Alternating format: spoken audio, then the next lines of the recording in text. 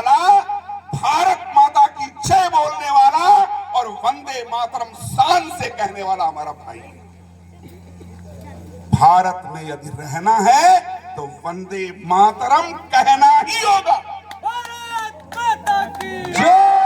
भारत माता की ऐसा आग्रही समाज निर्माण करने की आवश्यकता है। हमारी परंपरा है, हमने पूजा पद्धति के आधार पर कभी भेद नहीं किया। इस देश की परंपरा, हम हिंदू हैं और हमने कहा गर्व से कहो हम हिंदू। इसलिए हम गर्व करते हैं।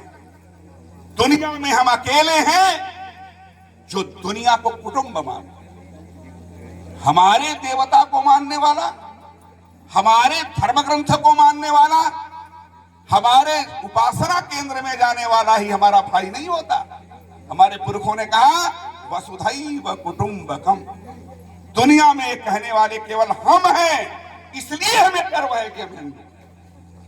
हमारे पुरखों ने कहा सर्वे भवन्तु सुखिनः, सर्वे सन्तु निरामयाः, सर्वे भद्राणि पश्यन्तु मा कश्चित् दुःखभाग् भवेत्। सबके सुख और स्वास्थ्य की कामना करने वाले हम हैं, इसलिए हमें गर्व है हिंदू, इसलिए हमें गर्व है हिंदू। हमने उपासना के आधार पर कभी भेद नहीं किया। किसी हिंदू ने किसी गैर हिंदू का उपासना केंद्र तोड़ा हो, बलशाली रहने पर दुनिया में कोई उदाहरण है क्या?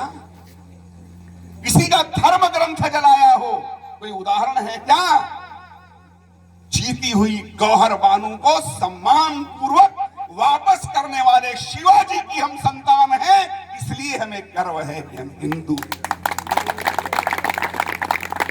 मानुष हों तो वही रसखान बसों ब्रज गोकुल गांव के ग्वारन, जो पशु हों तो कहा बसुबेरो चरो नित नंद की धेनु मझारन, पाहन हो तो वही गिरि को जो धरो कर छत्र पुरंदर धारन, जो पशु हो तो कहा बसुमेरो चरो नित नंद की धेनु मझारन। ऐसा कहने वाले रसखान से हमारा कोई भेद नहीं, अशफाक उल्लाह खां से हमारा कोई भेद नहीं। हम मजहब के आधार पर भेद करने वाले लोग नहीं हैं, लेकिन पुरखों के बारे में कोई समझौता नहीं, कोई समझौता नहीं।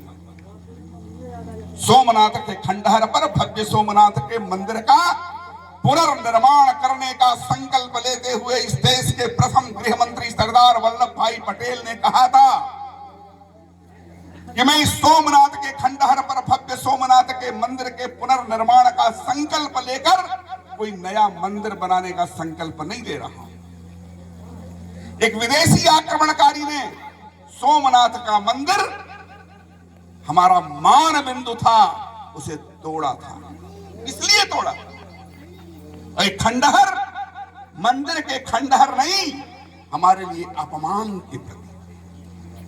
और एक स्वतंत्र और संप्रभु देश का मैं गृह मंत्री हूं, इस नाते यहां पर भव्य सोमनाथ के मंदिर का निर्माण करके मैं राष्ट्रीय स्वाभिमान के पुनर्प्रतिष्ठा के महायज्ञ का श्री गणेश कर रहा हूं।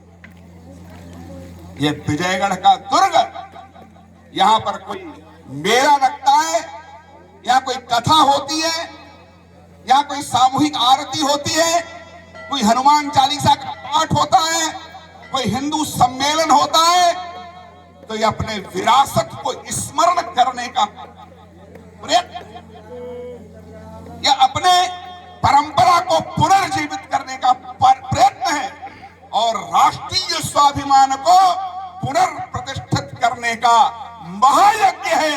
इसमें संविधा देने के लिए हम सब आए, इसमें संविधा देने के लिए। बंधुओं, हमारा कोई शत्रु नहीं, हमारे अंदर की जो कमियां हैं उसे हम कैसे दूर करें। राम जी ने अयोध्या से लंका तक की यात्रा की थी, 14 वर्ष का वनवास मिला था ना। गोंडा में चले गए होते, बस्ती में चले गए होते, जंगल तो हर जगह थे उस समय, लेकिन नहीं, चित्रकूट गए।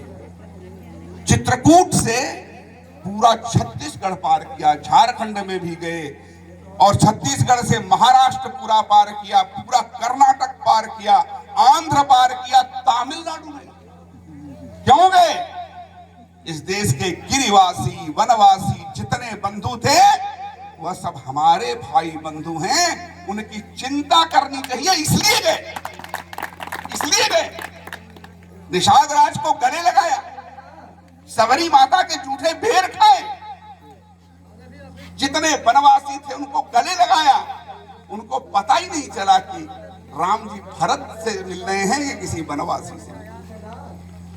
सब बंधुओं के साथ गए, उनके तकलीफ को समझा, उनके हड्डियों के ढेर को जब देखा तो ये नहीं सोचा कि 14 वर्ष जंगल में बिताकर जाने इस झंझट में क्यों पड़ना। क्या कहा? निश्चरहीन करो मही भुज उठाई प्रण।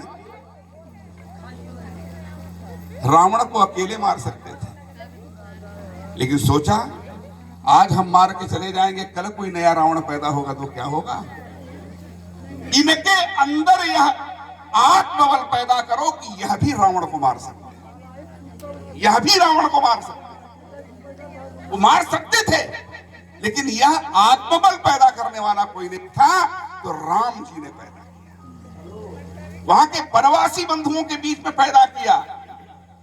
दुनिया का सबसे प्रतापी राजा, जिसके आगे लोग बताते हैं कि इंद्र वरुण सब लोग बैठे रहते, सामान्य वनवासियों की सेना खड़ी की, समुद्र पर पुल बांधा और आतताई पराक्रमी अजीय रावण को वनवासियों के द्वारा खेद कर दिया।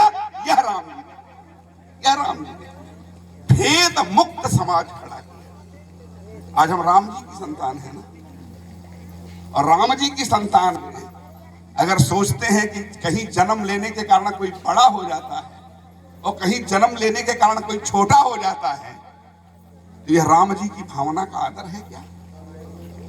जन्म के आधार पर न कोई बड़ा होता है, जन्म के आधार पर न कोई छोटा होता, जन्म के आधार पर कोई अछूत नहीं होता। क्या कहा? सिया राम मय सब जग जानी, करऊं प्रणाम जोर जुग पानी। अगर सिया राम आप में भी हैं, सिया राम हमारे में भी हैं और सिया राम इनके में भी हैं, तो किसी का छुआ पानी पीने से किसी का धर्म क्यों चला जाए? कोई पैदा होते ही बड़ा क्यों हो जाता है, कोई पैदा होते ही छोटा क्यों हो जाता है? यह रोग क्यों गया? 1000 वर्ष के गुलामी के कारण। यह रोग खत्म हो जाएगा तो विजयगढ़ जैसे पता नहीं कितने दुर्ग, जहां पर आतताई बैठकर हमारे सीने पर मुंह दल रहे हैं, वो सब मुक्त हो जाए। यह काम करने की आवश्यकता, और किसी को गाली देने की आवश्यकता नहीं है। जितने गांव हैं वहां हिंदू सप्ताह में एक बार कीर्तन करे और महीने में एक बार सामूहिक आरती करे, और चैत्र पूर्णिमा के दिन एक विराट हिंदू सागर इस किले पर आवे और हनुमान चालीसा का पाठ करे। आप देखिए सब ठीक हो जाएगा। यही नहीं ठीक हो जाएगा, हर तरफ ठीक हो जाएगा। ऐसा भेद मुक्त हिंदू समाज खड़ा करने का हम संकल्प लें। हम भारत माता की संतान हैं, अजेय हिंदू शक्ति खड़ी करेंगे, विश्व के कल्याणार्थ ये संकल्प लें। हे जन्मभूमि भारत, हे कर्म भूमि भारत, हे वंदनीय भारत, अभिनंदनीय भारत, जीवन सुमन चढ़ाकर हम वंदना करेंगे, तेरी जन्म जन्म भर आराधना करेंगे। तो युगों युगों से यही हमारी बनी हुई परिपाटी है।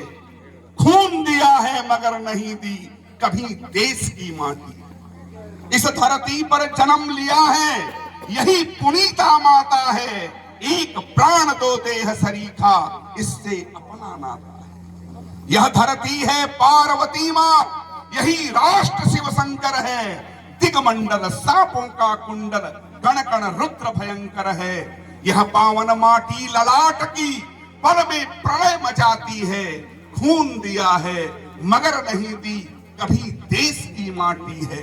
इसी भूमि पुत्री के कारण भस्म हुई लंका सारी। सुई नोक भर फूके कारण हुआ महाभारत भारी। पानी सा बह उठा लहू था, पानीपत के प्रांगण में काट काट सिर बिछा दिए थे। इसी तराइन के रण में इतिहासों के पृष्ठ बांटती अब भी हल्दी खाटी है, खून दिया है मगर नहीं दी कभी देश की माटी है।